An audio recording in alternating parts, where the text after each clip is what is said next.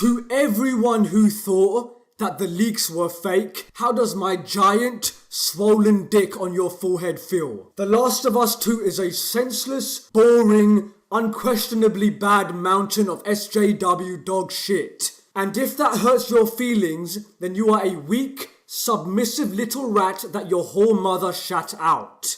Now for everybody else who isn't a sensitive little bitch, we have so many new leaks, ladies and gentlemen, and these new leaks might actually be worse than the previous ones if that's even possible. We know that Joel dies in the first hour for literally no other reason than shock value. We also know that we have to play as the roided up strong woman for 10 plus hours, which is almost half the game for somebody nobody sympathizes with or cares about. But now we have the ending, and I can't stop laughing in the face of all the people who had faith in Naughty Dog. I mean, you waited 7 years for a petty revenge story with linear exploration and barely any different gameplay mechanics from the first game. Oh, but wait, hold on a second. You do have a jump button, bravo, I bet you're so excited now. Now, these leaks come in the form of written leaks, and personally, I prefer video leaks over written leaks because I like having a lot more context to what I'm seeing. But I always go back to what we've seen so far with The Last of Us 2, where more context just makes everything worse. If I could never see another frame of this garbage trash, I would avoid it like the plague and just read the written leaks, because the video leaks just end up being a lot more worse. So the ending is a final fight between Ellie and Cuckman's favourite character, Abby Zilla. Abby Zilla bites 2 of Ellie's fingers off, but Ellie ends up winning the fight.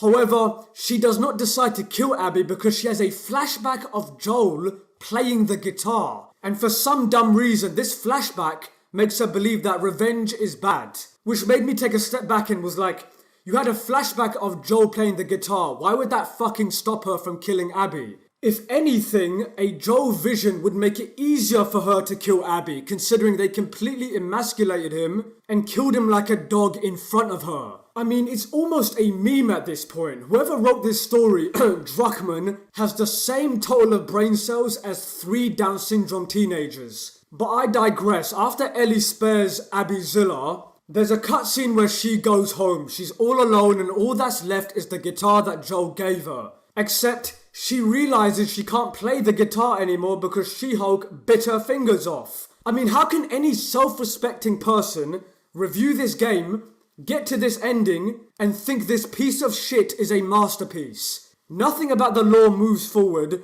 Nothing about the vaccine moves forward. Nothing about the infected, nothing about the fireflies, nothing about the characters move forward. Look, I know everything I just told you doesn't seem real. Like it's so bad, it seems as if I'm trolling, but we have corroborating evidence that this is in fact the ending. SkillUp mentioned in his review that the ending undoes the past 20 hours you've played. And doesn't it sound like Abby not dying makes sense?